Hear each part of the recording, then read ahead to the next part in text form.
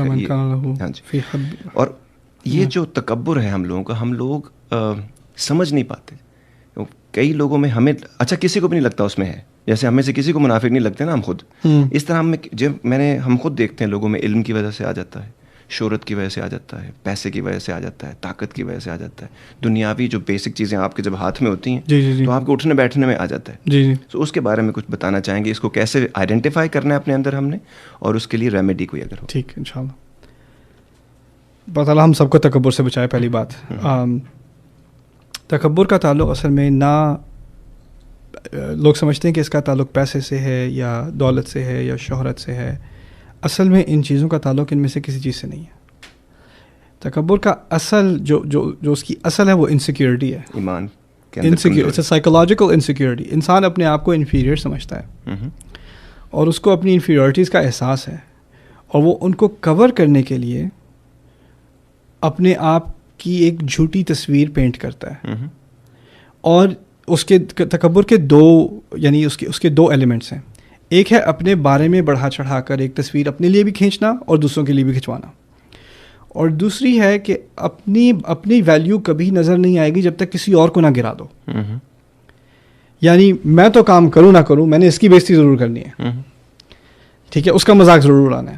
اور اس کا مذاق اڑانے میں چلو اس کو، کیونکہ میں اپنے کام اور اپنی صلاحیت اور اپنی اکامپلشمنٹ کی بنیاد پر اوپر تو نہ آ سکا، کم از کم جو اوپر آ گیا اس کو تو میں نے نیچے گرا دیا، تو اب مجھے ذرا اونچائی فیل ہو رہی ہے. رائٹ. یہ دو مینیفیسٹیشنز ہوتی ہیں تکبر کی. اب اس میں آپ کو فرعون ہونے کی ضرورت نہیں ہے. آپ کا تکبر، اگر آپ کا ایک نارمل ریگولر آدمی، ہاں نارمل ریگولر آدمی ہے، وہ کوئی ٹیکسی ڈرائیور ہے، کوئی اس کا ایک چھوٹا سا اسٹوڈیو اپارٹمنٹ ہے، وہ اس اپارٹمنٹ میں جا کر اپنی بیوی کے ساتھ بھی فرعون بن سکتا ہے. اس کی دنیا میں کوئی حیثیت کہیں اور نہیں ہے، لیکن اس چھوٹی سی دنیا کے اندر وہ بھی ایک فرعون بنا ہوا ہے. سو تکبر کا تعلق پہلی بات ایک انسان کی اپنی انسیکیورٹی سے ہوتا ہے، ڈیزائر فار کنٹرول، کسی اور کے اوپر اپنی سلطنت قائم کرنا، ان سے اپنی مرضی کے کام نکلوانا. اور ایک احساس ہوتا ہے انسان کو کہ میری اپنی کوئی ویلیو نہیں کرتا، میری قدر نہیں کرتا. تکبر کی جو سب سے بڑی مینیفیسٹیشن ہوتی ہے وہ غصہ ہوتی ہے. ٹھیک ہے. انسان کو جب آسانی سے غصہ آ جائے اور آسانی سے وہ بھڑک جائے، یہ تکبر کی سب سے بڑی علامت ہے. اسی لیے والدین کے سامنے جو خاص اہتمام سے، اور ٹھیک ہے ان سے بہترین سلوک کرو، غصہ مت کرنا، اف تک نہ کہنا. وہ کیوں کہا گیا ہے؟ کیونکہ والدین کے سامنے اپنے آپ کو اگر تم نے بڑھانا چڑھانے کی کوشش کی تو اس سے بڑا جرم تمہارے سامنے کوئی نہیں ہو سکتا. فلا تقل لهما اف ولا تنهرهما وقل لهما قولا کریما. پھر یہ انسیکیورٹی والی میں نے بات کی نا، یہ اصل میں نے قرآن سے سیکھی، سائیکالوجی سے نہیں. اخذته العزة بالاثم.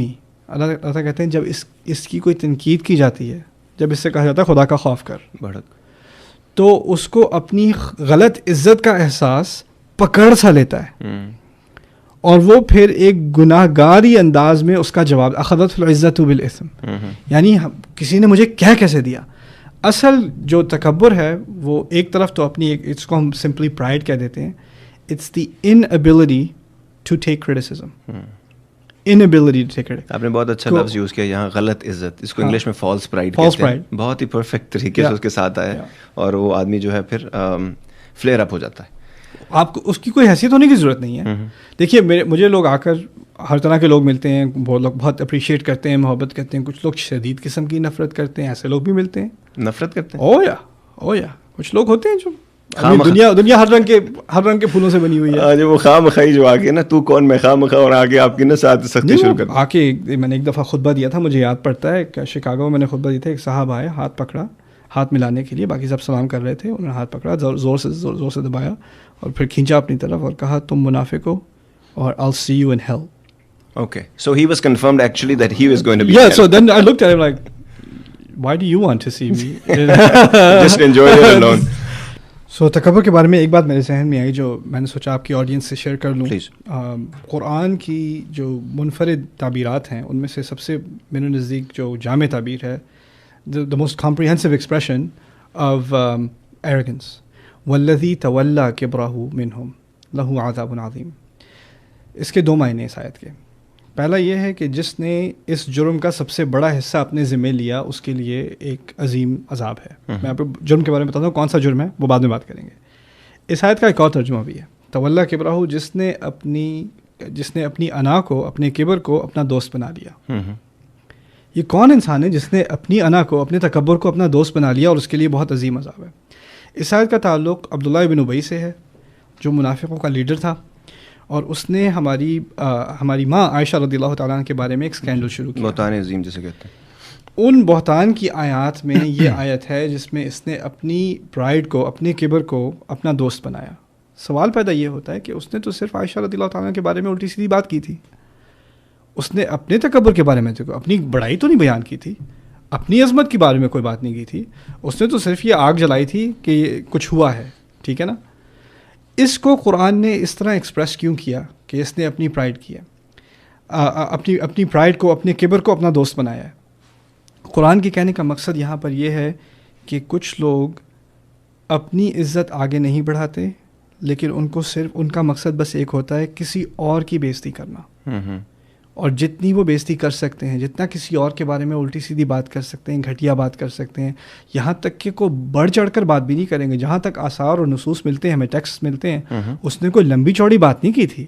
اس نے بس ایک فقرہ چھوڑ دیا تھا، وہ ایک بم کی طرح ہے، وہ پھٹا اور پھر آگے بات چلنی شروع ہو گئی. فتنہ پھیلانا.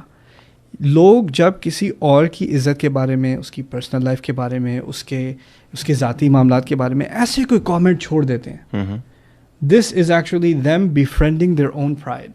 بالکل ٹھیک. This is the ultimate case of pride in Quran. اور اس کی سخت سزا ہے. اس کی سخت سزا. وَلَهُ عَذَابٌ عَظِيمٌ.